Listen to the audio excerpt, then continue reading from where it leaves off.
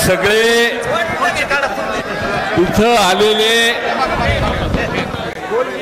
हे सगळे पक्षाच्या बाहेर गेलेले होते, त्यांचं पक्षात पुन्हा आगमन झालं, त्या सगळ्यांचं स्वागत. पण राष्ट्रवादी काँग्रेस पक्षातनं एक व्यक्ती बाहेर गेलेली नव्हती.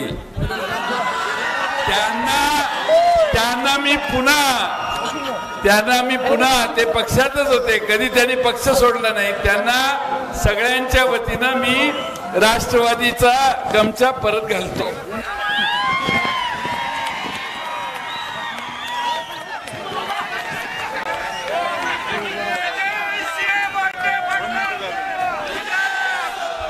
विजय दादा तू नाही बरो.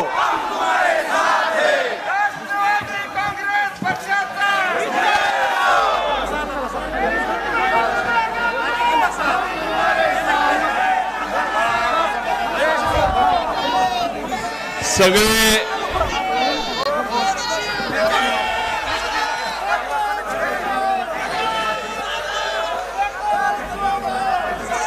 आपल्या सर्वांचे लाडके नेते, आदरणीय नेते, ज्यांनी आपल्या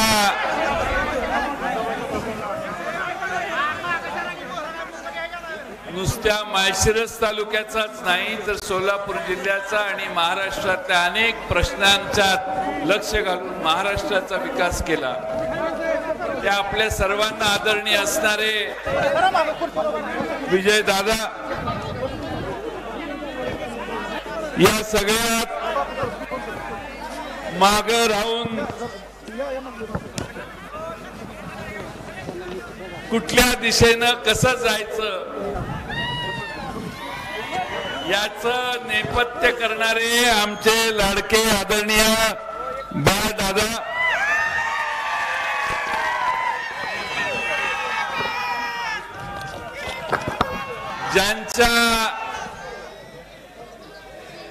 ज्यांच्या पुढाकारानं आजची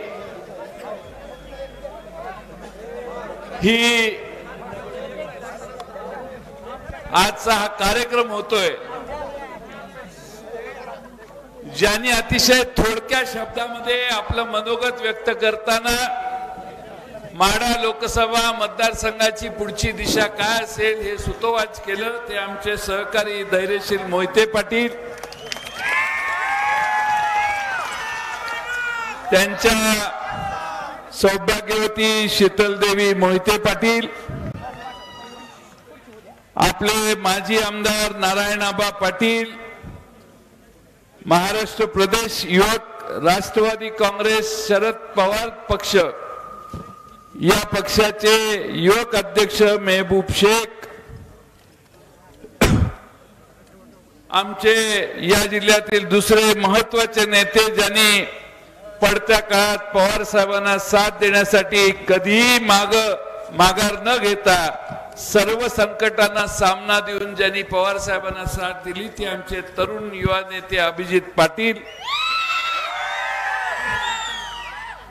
बाबूराव गायकवाड सांगोलेचे, या जिल्ह्याचे निरीक्षक शेखर माने, रवी पाटील, वसंतराव चव्हाण, संजय कोकाटे, कविताताई मेत्रे, आमच्या महिलांच्या विभागीय प्रमुख, महाराष्ट्राच्या व्यापार सेलचे आमच्या पक्षाचे अध्यक्ष नागेश फाटे, संकल्प डोळस, राजाभाऊ निकम, शिवाजी कांबळे, सर्वच इथे उपस्थित असणारे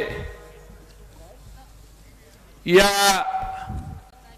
आजच्या पक्ष प्रवेशाची वाट पाहण्यासाठी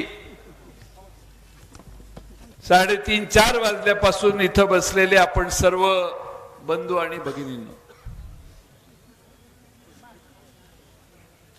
राष्ट्रवादी काँग्रेस पक्षामध्ये, शरदचंद्र पवार पक्षामध्ये तुम्हा सर्वांचं स्वागत पक्षाचा अध्यक्ष या नात्यानं करताना मला पहिल्यांदा मनापासून आनंद होतो. मला माहिती आहे की हा आनंद फक्त अकलूजसाठी नाही, माळशिरससाठी नाही, माढ्यासाठी नाही, संपूर्ण महाराष्ट्राला या कार्यक्रमातून तुम्ही संदेश दिलेला आहे, म्हणून मला आनंद वाटतो. सगळ्या महाराष्ट्राला भविष्यातली दिशा काय असली पाहिजे, स्वाभिमानानं जगणाऱ्या महाराष्ट्रातल्या नागरिकांना भविष्यातली दिशा काय असणार आहे हे सांगणारा हा आजचा कार्यक्रम आहे. हा महत्वाचा क्षण राष्ट्रवादी काँग्रेस शरदचंद्र पवार पक्षासाठी सगळ्यात महत्वाचा आहे. आपल्या सर्वांचा नेता म्हणून आपण आज पवार साहेबांच्या मागे अनेक वर्ष काम करत होतो. पवार साहेबांनी आपल्या सर्वांना स्वाभिमान शिकवला, विकासाची दिशा कशी घ्यायची हे शिकवलं, सर्व जाती धर्मांना बरोबर घेण्याची कला जी आहे ती पवार साहेबांनी आपण सगळ्यांना आत्मसात त्यांच्याकडून केली. महाराष्ट्रातल्या सामाजिक क्षेत्रातल्या असं कोणतंही क्षेत्र नाही की ज्यात राजकारणी समाजकारणी माणसाने त्या ठिकाणी स्पर्श करू नये.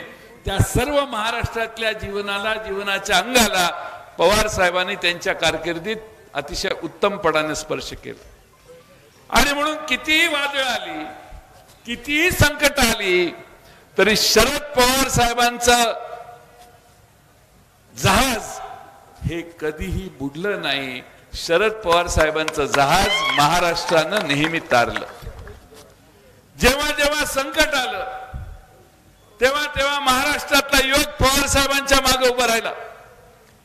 जेव्हा जेव्हा संकट आलं तेव्हा महाराष्ट्रातल्या आमच्या आया बहिणी पवार साहेबांच्या मागे आपला नेता आहे, महाराष्ट्राचा नेता आहे, या जाणीवेने त्यांच्या मागे उभा राहण्याचं काम गेले अनेक वर्ष करत आले.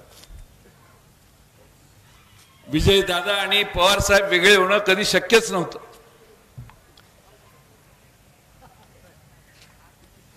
ही अशक्य गोष्ट 2019च्या दरम्यान लोकसभेच्या निवडणुकीच्या वेळी मी स्वतः दादांना 2-3दा त्या संदर्भात भेटलो. त्यावेळच्या चर्चा सांगून मी आता वेळ घेत नाही, पण दुर्दैवाने दादा नाही पण इतर राज्यात आणि आम्हा सर्वांच्यात पक्ष संघटनेत अंतर पडलं. त्याचा परिणाम व्हायचा तो झाला. ज्यांना आपण मागच्या वेळी निवडून दिलं त्याने माढा लोकसभा मतदारसंघाला मागे ठेवलं. महाराष्ट्रामध्ये आणि देशामध्ये असे अनेक मतदारसंघ आहेत की जे मतदारसंघ स्वतःचं नावलौकिक विकासाच्या दृष्टीनं संसदेत काम करून वाढवण्याचं काम, नावलौकिक वाढवण्याचं काम त्या भागातले खासदार करत आले. पण माढ्याचे खासदार कधी संसदेत बोलले असं मी कधी ऐकलं नाही. डॉक्टर अमोल कोल्हे बोला, अमोल कोल्हे ज्यावेळी बोलायला उभे राहतात त्यावेळी समोर पंतप्रधान असले तरी त्यांना क्षणभर चिंता वाटते की आता हे बाबा काय बोलतो. सुप्रियाताई सुळेंनी गेल्या काही वर्षामध्ये महाराष्ट्राच्या नाही तर देशातल्या अनेक प्रश्नांची भूमिका त्या ठिकाणी संसदेत मांडताना महाराष्ट्रातल्या आणि देशातल्या बहुजन समाजाचे प्रश्न धडाडीने मांडले. या मतदारसंघाचा आम्ही कधी खासदार बोलताना ऐकला नाही. का ऐकला नाही मला माझी काय त्यांची फारशी परिचय नाही. आणि म्हणून आपल्या सर्वांना आपल्या मनासारखा खासदार दिल्लीला गेला पाहिजे हा तुमच्या सगळ्यांच्या मनातला हट्ट आज या निमित्तानं आपण एकत्रित येऊन एक वेगळी नवी दिशा घेऊन आपण आज या ठिकाणी पूर्ण करण्याचा प्रयत्न करत आहात. राष्ट्रवादी काँग्रेस पक्ष शरदचंद्र पवार या पक्षात 9 खासदारांचे उमेदवार मी जाहीर केलेले. आज तुमच्या सर्वांच्या साक्षीनं 10वं नाव जाहीर करतो.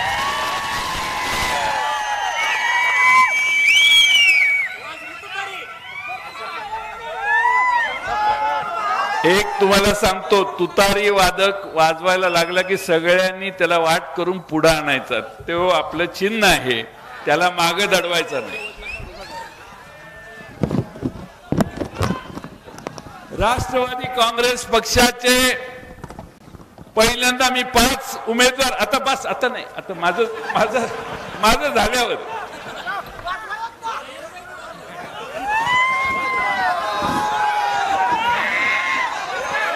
बर एकदा एकदा एकदा एकदा होऊन जाऊ दे, कुणाचा किती दम आहे कळेल सगळ्यांना.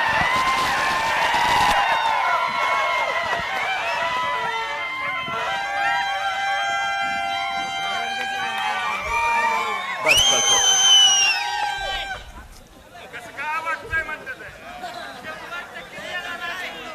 आता तुमच्याशिवाय आमचं पान हलत नाही.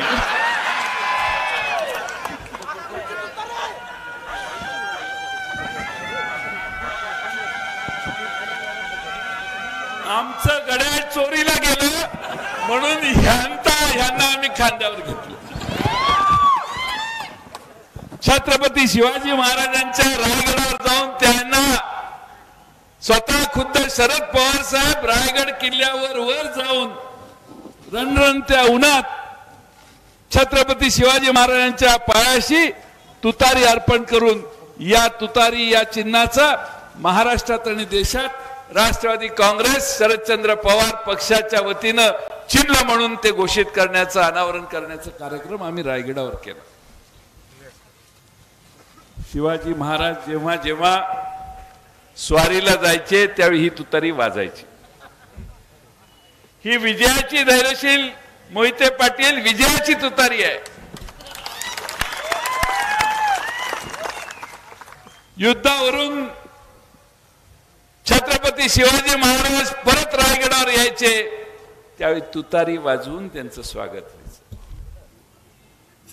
आणि म्हणून 10वा उमेदवार आजपर्यंत मला सारखे विचारायचे, म्हाड्याचं काय? म्हाड्याचं मी सांगितलं जरा सुस्त आहे, तुम्ही थांबा, वाट बघा. 5 केले, 2 परत केले. एका उमेदवाराने तर माझ्या हात घातली, साहेब 9व्या नंबर मला लकी आहे, 9व्या नंबरलाच माझं नाव घोषित केलं पाहिजे. 9 उमेदवार जाहीर केले. आज तुमच्या सर्वांच्या साक्षीनं 10वा उमेदवार धैर्यशील मोहिते पाटील.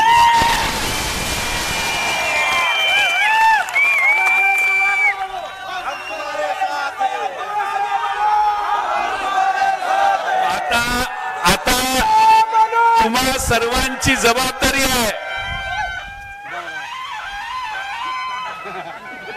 तुम्हाला सर्वांची जबाबदारी आहे की 4 जूनला निकाल ज्या दिवशी घोषित होतील त्यावेळी मी तुम्हाला लिहून देतो इथनं, महाराष्ट्रातल्या 10 जागा आपण लढवतोय, 10च्या 10 ठिकाणी तुतारी वाजवण्याचं कार्यक्रम. महाराष्ट्रात मी अनेक ठिकाणी गेलो, उत्स्फूर्तपणाने जनतेनं जसं आज आपण प्रतिसाद देत आहे तसा उत्स्फूर्तपणानं सगळीकडे प्रतिसाद लोक देत आहेत. परवा मी वर्ध्याला होतो. काल आम्ही लढवत असणारे भंडारा गोंदियामध्ये काँग्रेस लढते, पण तिथले विधानसभेचे क्षेत्र जिथं आम्ही लढतो तिथं गेलो. सर्व ठिकाणी या केंद्र सरकारच्या बद्दल प्रचंड रोष निर्माण झालेला आहे. या देशामध्ये न भूतो न भविष्यती मतदान होईल. देशातल्या सामान्य माणसांना केंद्र सरकारने मागच्या 10 वर्षात कसा सामान्य माणसावर अन्याय केला हे लोकांना आज कळायला लागलेलं आहे. महागाई प्रचंड वाढलेली आहे, बेकारी पण टोकाला पोहोचलेली आहे, महिलांच्या वरच्या अत्याचाराचं महाराष्ट्रातलं प्रमाण वाढलेलं आहे.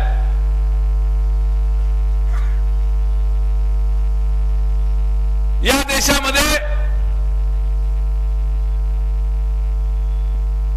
ज्या घोषणा 14 साली झाल्या, 19 साली झाल्या, मगाशी मेहबूबने भाषण केलं आणि तुम्ही कोणत्या कोणत्या घोषणांची नाव घेतली, त्या सगळ्या घोषणा या महाराष्ट्रात आणि देशात कुणालाही दिसल्या नाहीत. आणि म्हणून आपल्या देशातली जनता आज जागृत झालेली आहे. काल इंडिया आघाडीतला काँग्रेस हा घटक पक्ष त्यांचे नेते यांची साकोलीला सभा झाली भंडारा गोंदिया लोकसभा मतदारसंघात। प्रचंड जनसमुदाय दुपारच्या रणरणत्या उन्हात हजर होता। या देशामध्ये आम्ही सत्तेत आल्यावर काय करू हे इंडिया आघाडीच्या वतीनं सांगायला लागलंय, सांगितलं जातंय। आता जाहीरनामा बघा, डिग्री झालेला डिप्लोमा झालेला मुलगा असेल तर त्याला स्टायपेंड म्हणून 1 लाख रुपये पहिल्या वर्षी देण्याची व्यवस्था नव्या सरकारमध्ये आम्ही करू। हे विश्वास महाराष्ट्रातल्या नाही सगळ्या देशातल्या जनतेला आपण देतो। आधारभूत किमती या देशात ज्या आहेत त्या ठामपणानं देण्यासाठी एक वेगळी व्यवस्था आम्ही तयार करू असं शेतकऱ्याला भारतातले आश्वासन दिलं जाते। तुम्ही अभ्यास करा, मी आज तुमचा वेळ घेत नाही।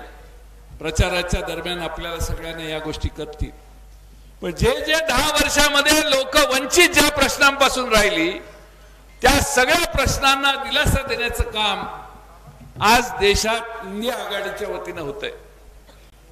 आणि म्हणून महागाईचा प्रश्न सोडवण्यासाठी त्यात विचार आहे। या देशात केंद्र सरकारच्या 30 लाख जागा भरलेल्या नाहीत, सत्तेवर आल्या त्या 30 लाख जागा भरू आणि त्यातल्या 50% जागा महिलांच्या माध्यमातून भरू हे देखील आश्वासन आहे। अशी अनेक आश्वासनं आहेत की जी पूर्ण करण्यासाठी बराच विचार करून त्या आश्वासनाची व्यवस्था निर्माण केलेली। काही दिवसामध्ये राष्ट्रवादी काँग्रेस त्याच लाईनवर आमचा जाहीरनामा प्रकाशित करणार आहे।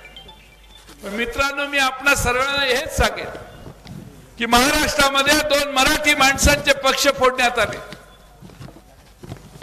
2019 मध्ये असेच आमच्या पक्षातनं लोक जात होती। त्यावेळी पवार साहेबांना मी सांगितलं की साहेब, ज्या अर्थी माणसं फोडण्याचं काम चाललंय त्याचा अर्थ त्यांची बेरीज होत नाही, बेरीज जुळत नाही। आणि निवडणुकीनंतर भारतीय जनता पक्ष फक्त 105 आमदारांच्यावर थांबला। आजही देशामध्ये घोषणा 400च्या पार। तुमच्या मागच्या वेळी 337 जागा होत्या, आता तुम्हाला 400 पार जायचंय का? तर या देशाचं संविधान आज डॉक्टर बाबासाहेब आंबेडकर महामानव यांचा जयंतीचा दिवस आहे। त्यांना आपण वंदन करतोच करतो, पण त्यांनी या देशाला जी घटना दिली आहे ना, त्यामुळे तुम्ही आम्ही या देशात पंतप्रधान कोण होऊ शकतो, कोण आमदार होऊ शकतो, खासदार होऊ शकतो हे निर्णय घेऊ शकतो, पण ती घटना बदलण्याचा डाव काही लोकांनी मनात ठेवून काम करायला सुरुवात केली। आणि म्हणून एक कर्नाटकातले खासदार आहेत, त्यांनी जाहीरपणाने सांगितलं 400च्या पार करू म्हणजे घटना बदलू। या देशामध्ये डॉक्टर बाबासाहेब आंबेडकरांनी बहुजन समाजाला जी ताकद दिली ती ताकद आपल्याला गमवून द्यायची नाही। या देशामध्ये जाती जातीमध्ये आज आरक्षणाचे प्रश्न निर्माण झाले। त्या जाहीरनाम्यामध्ये ही भूमिका व्यक्त केलेली आहे की 50%च्या वर आरक्षण जाताना कायदा आड येतो, त्यामुळे तो कायदा बदलून शिथिल करून देण्याची कमिटमेंट देखील त्या जाहीरनाम्यात आहे। त्यामुळे कुठल्याही समाजाच्या आरक्षणाला अडचण येणार नाही। तिसरा महत्वाची कमिटमेंट आहे ती म्हणजे जात न्याय जनगणना करण्याची। धनगर समाजाची लोकसंख्या किती आहे? 12 बलितेदारापैकी लहान लहान जातींची लोकसंख्या किती आहे आणि त्यांना आरक्षण किती आहे? त्याच्यात जर अंतर असेल, फरक असेल तर तो फरक दूर करण्याची व्यवस्था भविष्यात आपण करू शकतो। आणि म्हणून जातीवादी पक्षाने या देशामध्ये जात न्याय जनगणना करायला नकार दिला। आज आपण आपलं सरकार ज्यावेळी येईल त्यावेळी जात न्याय जनगणना करण्याचं वचन या महाराष्ट्रातल्या आणि देशातल्या जनतेला देतो। मी आपल्याला यासाठी सांगतोय की नुसतं युद्ध जिंकायचं नाही, आपल्याला पुन्हा एकदा शाहू फुले आंबेडकरांच्या विचाराचा महाराष्ट्र उभा करायचा आहे। फंद फितुरी झाली, आपल्याला सगळं सोडून काय गेली. पण मला महाराष्ट्रातल्या जनतेचा अभिमान वाटतो की नेते गेले, पुढारी गेले, तरी महाराष्ट्रातली जनता शरद पवार साहेबांच्या मागे आज ठामपणाने उभी आहे. हे महाराष्ट्रातल्या तरुणांना, महाराष्ट्रातल्या आमच्या आया बहिणींना किती त्यांचं कौतुक करावं तेवढं थोडं आहे. एवढ्या ठामपणाने त्यांना आज आशीर्वाद दिला जातोय. आज विजय दादा पुन्हा एकदा पवार साहेबांच्या बरोबर दिसले. सांगोल्याला एक कार्यक्रम झाला आणि पवार साहेबांनी ठरवलं दादांची प्रकृती पाहायला अकलूजला यायचं. बाकी काही केलं नाही, फक्त पवार साहेब आले आणि दादांच्या प्रकृतीची चौकशी करून गेले, कारण जुना जिव्हाळा होता.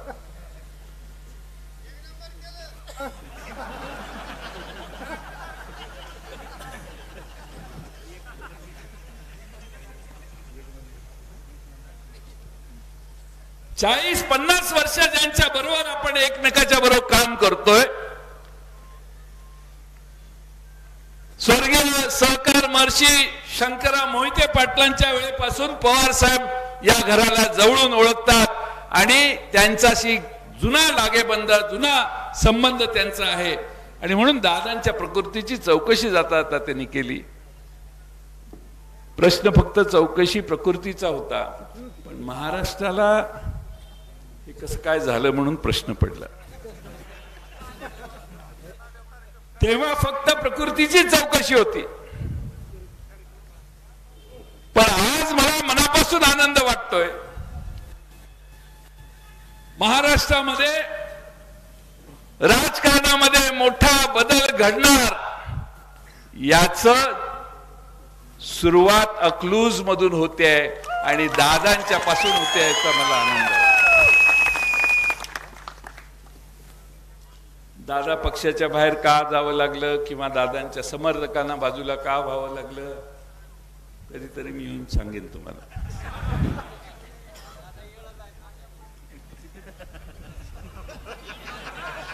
तुम्हाला 8-20 झाले, नको. आपलं एकच लक्ष आहे, विजय मिळवायचा. आता आपल्याला नको त्या लोकांची मापं काढून आपला वेळ घालवायची आपली इच्छा नाहीये.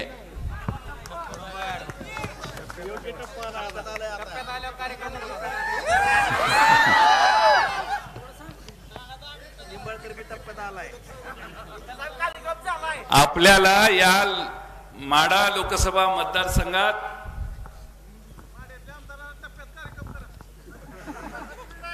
म्हणून तर इथं आलोय, झालाय कार्यक्रम. आम्ही टप्प्यात आल्याशिवाय कार्यक्रम करत नाही.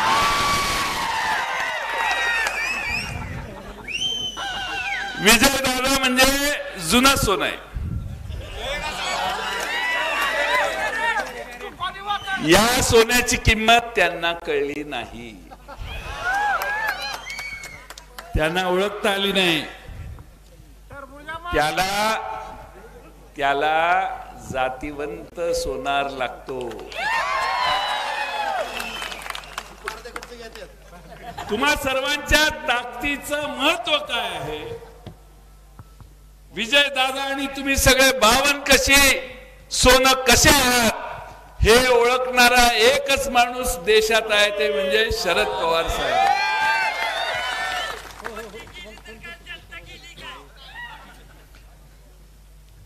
ते फक्त वाजवायचंच काम करायचं. प्रचारक पण आहेत आपले.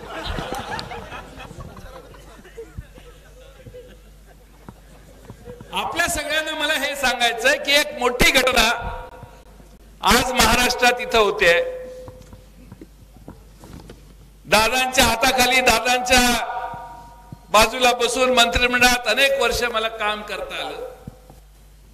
कृष्णा भीमा स्थिरीकरणाचा पुढाकार दादांचाच होता. मी त्या खात्याचा मंत्री झाल्यावर दादांनी येऊन स्वतः मला पत्र दिलेलं. रणजित दादा आणि साहेब दादा आपले मला भेटायला आले कृष्णा भीमा स्थिरीकरणाच्या विषयी सविस्तर 3 पानाचं मला वाटतं पत्र होतं दादांनी दिलेलं. या भागातल्या लहान मोठ्या सगळ्या प्रश्नात दादा कायमचे राहिलेले आहेत.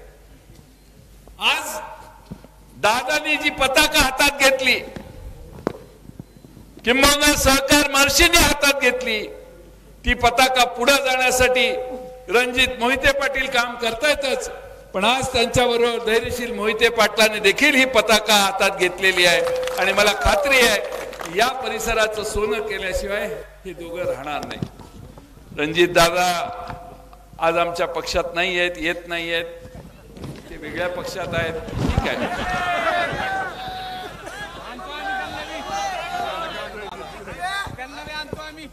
पण दादा, तुम्ही पक्षात येण्याची चर्चा सुरू झाल्यावर या भागातल्या अनेकांनी मला फोन केले. उत्तम जानकरांनी देखील फोन केला. उत्तम जानकर म्हटले, तुम्ही करताय ते चांगलं करताय, व्हायलाच पाहिजे, आम्ही दोघंही आता एक होणार आहे, तुम्ही काय चिंता करा.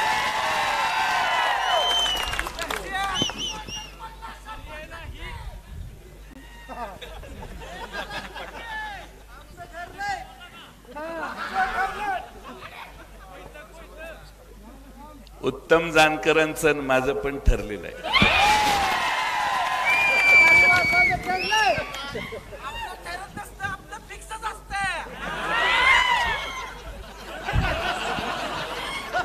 ठरल्यावर फिक्स करायचं असतं.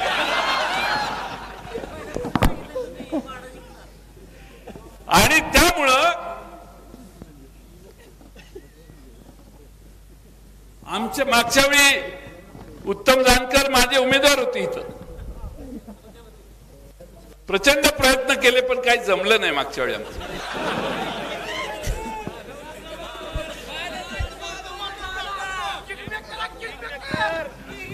थोडकं अंतर राहिलं, पण पुढच्या वेळी विधानसभेत या मतदारसंघात 20 ते 25 हजारापेक्षा जास्त मताधिक्याने इथली जागा निवडून आणायची काम आपण सगळे हातात हात घालून करायचं काम करू. फार लांब बोलत नाही मी, पण आपल्या सगळ्यांना माझी जाता जाता विनंती आहे की रात्र वैर्याची असं समजून काम करा, बेसावध राहू नका. अलीकडं नव्या पद्धती सुरू झाल्या आहेत. व्हॉट्सअपवर मेसेज जातात, SMS जातात, प्रश्न येतो की तुम्हाला घरकुल मिळाले का. त्याला हो म्हटल्यावर कसल्या प्रकारचं घरकुल आहे, त्याला परत नाही म्हटलं किंवा हो म्हटलं पुढे 3 प्रश्न, परत 10 प्रश्न, असा संवाद मेसेजवर होतो. आणि शेवटी सांगितलं जातं मोदी साहेबांना मदत करा. हे सगळं मोदी साहेबांच्यामुळे आहे. मेसेज, फोन पण येतात, प्रचंड प्रचार चालू आहे. म्हणून तुमचा प्रचार धैर्यशील मोहिते पाटलांचा घराघरापर्यंत गेला पाहिजे. रस्त्यावर प्रचार राहायला नाही पाहिजे. घरात जाऊन आमच्या भगिनीला 400 रुपयाचा गॅस 1100 रुपये कसा झाला हे समजावून सांगायचं काम आपल्या सगळ्या महिलापर्यंत केलं पाहिजे. खताच्या किमती एवढ्या प्रमाणात वाढल्या कशा याचा जाब मतदारांनी विचारायला त्याचं ज्ञान त्याला दिलं पाहिजे. तुमच्या अंगावर पायात चप्पल घातलेली दादा उपमुख्यमंत्री होते त्यावेळी, मी मला वाटतं अर्थमंत्री होतो एकेकाळी, वॅट आला होता वॅट, त्यावेळी आम्ही पायातल्या चप्पल स्वस्त असेल वगैरे कपड्यांवर तर टॅक्सच नव्हता. आता GST आलेला आहे, 18% GST. तुम्ही 1 लाख रुपयाचं खत घेतलं तर 18,000 रुपये तुमच्यातून GSTचे कपात होतात आणि त्यांना जातात. 1 लाख रुपयाचं खत घेतलं की 18,000 रुपये GST, 9,000 दिल्लीला, 9,000 मुंबईला, तुम्हाला माग किती तर 6,000 एक देतात, 6,000 दुसरे देतात. आता अभिजित पाटील चालले कुठेतरी चालतायत, त्यांच्या खिशात पाकिट आहे, ते पाकिट एक पाकिट माल मारतो. अभिजित पाटील पुढे चालतायत, त्यांनी पाकिट मारल्यावर हातात घेतल्यावर ते पाकिट उघडल्यावर अभिजित पाटलांचा गोंडस चेहरा त्याला दिसतो. अरे म्हटलं हे एवढा गोड माणूस आहे, ह्याचं काय पाकिट मारणं बरोबर नाही. मग ते पैसे किती आहेत बघतात, ते 10,000 रुपये असतात. तो म्हणतात हे पाकिट तर त्याला दिलं पाहिजे. 3,000 रुपये पाकिटात ते ठेवतो, 7,000 रुपये तो पाकिटमार खिशात ठेवतो आणि हळूच परत अभिजित पाटलांच्याकडे जातो. म्हणतो साहेब तुमचं पाकिट पडलं होतं, हे घ्या तुमचं. अभिजित पाटलांना वाटतं अरे पडलेलं पाकिट आणून देणारा हा पृथ्वीवरचा सगळ्यात प्रामाणिक निष्ठावंत माणूस आहे, दुसरा कोण याच्यासारखा नाहीच. तो निघून जातो. अभिजित पाटील थोडे 4 पावले परत पुढे जातात आणि पाकिट उघडून बघतात. त्यावेळी त्यांच्या लक्षात येतं 7,000 रुपये त्यानं मारले आणि 3,000 रुपये आपले राहिले. अशी पाकिट मार या देशातल्या सगळ्या सामान्य जनतेची पाकिटं मारण्याचा उद्योग या देशात वेगवेगळे टॅक्स बसून तुमच्यावर केलेला आहे. तुम्ही बँका मध्ये जाता, 25 लाख कोटी रुपयाचं कर्ज मागच्या काही वर्षात माफ झालेलं आहे धनिकांना, श्रीमंतांना. शेवटचे 2 मुद्दे सांगतो आणि मी माझं भाषण पूर्ण करतो. 25 लाख कोटी पर्यंत या देशात कर्ज माफी शेतकऱ्यांना नाही, श्रीमंतांना दिली, मुठभर लोकांना दिली. बँकांना खड्डा पडला. बँकांचं भरून देण्यासाठी काय तर बँकांना सर्व्हिस चार्ज देण्यासाठी परवानगी दिली. तुम्हाला बँकेतनं पैसे काढले की SMS येतो. कुणी पैसे काढले कुणी भरले लगेच तुम्हाला SMS येतो, तुमच्या खात्यात 2,000 आले, 3,000 गेले. त्यासाठी महिन्याला 18 रुपये तुमच्या खात्यातून कपात होतात. 12 महिने गुणिले 18 एवढे पैसे तुमच्या खात्यातनं जातात. एकट्या स्टेट बँक ऑफ इंडिया मध्ये 50 कोटी खाती आहेत. 50 कोटी 50 कोटी खाती गुणिले 18 रुपये गुणिले 12 महिने करा. एवढे पैसे देशातल्या स्टेट बँक ऑफ इंडियाला गोळा होतात दरवर्षी. बँक ऑफ बडोदाचे वेगळे, इंडियन बँकेचे वेगळे, सगळ्या वेगळ्या बँकांचे तुम्ही ATM मधून पैसे काढले भरले तरी त्याच्यावर फी घेतली जाते. असे अनेक प्रश्न आहेत. या देशाचे अर्थकारण संकटात आले आणि म्हणून मला आश्चर्य वाटणार नाही, हे धाडसाचं विधान आहे पण आश्चर्य वाटणार नाही की आज जे 18% तुमच्यावर टॅक्स आहे ना, निवडणुका झाल्यावर 18%चा टॅक्स 21% केला तर मला आश्चर्य वाटणार नाही. कारण आपल्या डोसक्यावर 210 लाख कोटी रुपयाचं कर्ज वाढलेलं आहे. मनमोहन सिंग गेले पंतप्रधान पदावरून, त्यावेळी 56 लाख कोटी देशावर कर्ज होतं. आता 210 लाख कोटी रुपयाचं कर्ज झालंय. आणि म्हणून कर्जात संकटात तुमचा देश आहे असं IMF ने देखील देशाला कळवलेलं आहे. आणि म्हणून मी तुम्हाला मतदारांपर्यंत जाऊन मागताना एवढंच विनंती मतदाराला करा की ही आपल्याला दुरुस्त करण्याची शेवटची संधी आहे. म्हणून धैर्यशील मोहिते पाटील बाहेर पडलेले आहेत. बाळदादांना या देशात आणि राज्यामध्ये आणि या भागामध्ये कशी बहुजन समाजाची पिछेहाट होते ते त्यांना कळायला लागलेलं आहे. आणि म्हणून आज आपण सगळ्यांनी मतदाराच्या घरात जाऊन त्यांना आपल्या तुतारीला मतदान करण्याचं आव्हान करायचंय. मी आपल्या सगळ्यांना विनंती करेन की निवडणूक फार कमी दिवसात होणार आहे. पहिल्यांदा 2-3 दिवसात काम करा. तुम्ही ज्या तालुक्यात ज्या गावात आहात त्या तालुक्यातले सगळ्या बूथ कमिट्या झाल्यात किंवा नाही.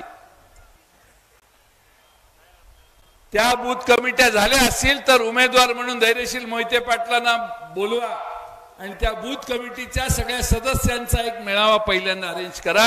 काम कसं करायचं हे सांगण्यासाठी, प्रचार कसा करायचा हे सुचवण्यासाठी. आपल्या सगळ्या 6च्या 6 विधानसभेत सांगोल्याची काळजी करू नका पण तिथं बूथ कमिटी आहे की नाही बघा. टेकन फॉर ग्रांटेड कधीही निवडणूक करायची नसते. आपला उमेदवार 200% पुढे आहे याची मला खात्री आहे, म्हणून मी इथं तिकीट द्यायला आलेलो आहे. मी काय येडा नाही, इथं तिकीट घेऊन एबी फॉर्म घेऊन आले त्यांना. पण बेसावत राहू नका. आता एक बातमी आली, कुणाला तरी आमच्या एका मित्राला विमानानं तिकडं बोलवलं, तिकडं विमानानं दिल्लीला नेलंय. पण त्यांच्या सत्सद विवेक बुद्धीला आणि मागच्या 10 दिवस ते माझ्याशी बोललेले त्या सगळ्यांवर माझा पूर्ण विश्वास आहे. त्यांना तोंडावर सांगून येतील की मला माळशिरस तालुक्यात जायचंय, माझी तिथल्या सामान्य जनतेशी नाळ जोडलेली आहे, मला तुमचा प्रस्ताव मान्य करायचा नाही, करता येणार नाही. पण आता धैर्यशील मोहिते पाटील दहाबत दण आणलेलं आहे. कुणाला अजून काही लोकांना विमानात घालून वर घेऊन जाण्याची व्यवस्था केली जाईल. चार्टर्ड विमान येतं, घेऊन जातात, यंत्रणा आहे. तर काय मोठे, त्यांचं कामच मोठं आहे, आपलं काय. पण माझ्या कार्यकर्त्यांना मुद्दामून विनंती आहे की अनेक बातम्या येतील, अनेक रुमर्स आपल्याला कानावर येतील.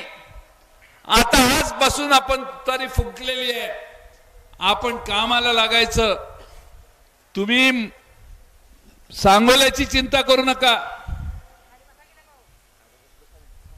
संजय कोकाटी कुठे गेले? ते शिवभक्त आहेत आणि त्यांच्या देवळात देव पावतो असं ते मी गेलेलो त्यावेळी मला सांगत होते. कुठे गेले?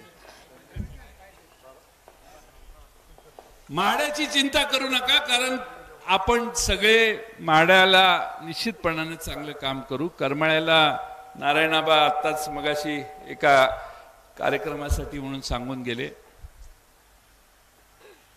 मान खटावची चिंता करू नका, फलटणकरांचा आशीर्वाद तर आपल्याला आहेच. चिंता करने का नहीं, लेकिन काम करने का. ज्या मतदारसंघाचं प्रतिनिधित्व स्वतः शरदचंद्र पवार साहेबांनी केलं, स्वतः विजयदादांनी केलं, त्याच मतदारसंघात ठामपणाने जनतेच्या हृदयावर विराजमान होऊन धैर्यशील मोहिते पाटील लोकसभेत पाठवण्याचं काम तुम्ही सगळे कराल, हा विश्वास या निमित्तानं बाळगतो. आणि 16 तारखेला अर्ज भरायचा मुहूर्त आहे ना. बर, जाता जाता सांगतो, मी बाबा लहान माणूस आहे, माझी देवावर पूर्ण श्रद्धा आहे, नशिबावर आणि देवावर. त्यामुळे मी सगळी नावं मुहूर्तावर जाहीर करतो. 7 वाजायच्या नंतर आज चांगला मुहूर्त होता, म्हणून मी तुमची भाषणं ऐकून घेतली मगासपासून. त्यामुळं धैर्यशील मोहिते पाटील यांचा विजय पक्का आहे. त्यासाठी तुम्ही सगळ्यांनी तुतारी हातात घेतली आहे. तुम्हाला शुभेच्छा देतो आणि माझे 2 शब्द पूर्ण करतो. धन्यवाद.